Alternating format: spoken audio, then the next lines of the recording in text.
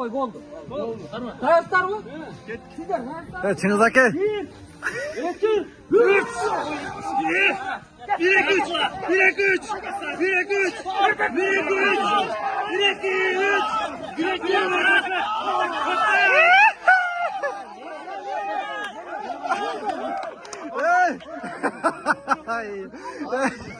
Biz vardı mı? Tartı çarçap kaldık.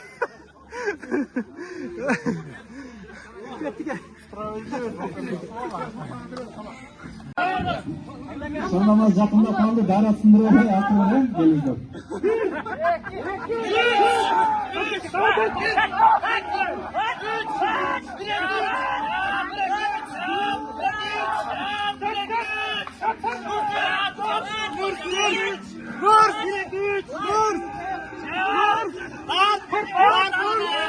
Hey Çınız Ake, Çınız Ake.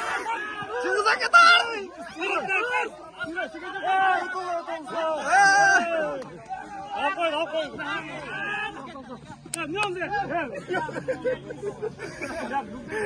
Çınız Ake. Ne oldu?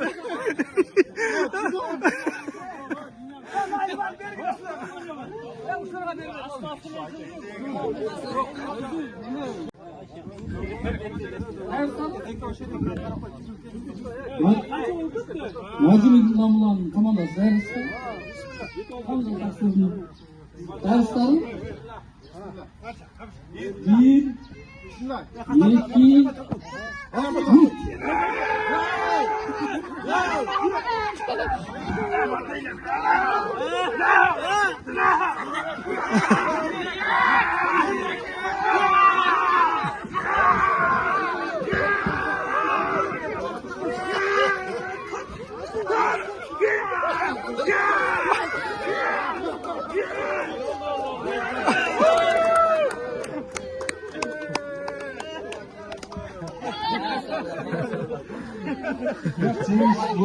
Bilal komanda al Cengiz Boy'la bunday. Neyse anlaşılır. Siz burada koydunuz. Belki burada yazdı işte.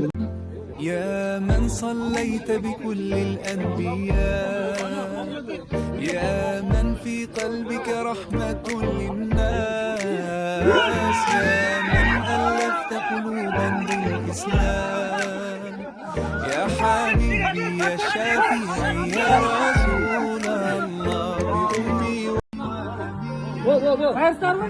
Dayaklar mı? 1, 2, 3. Hadi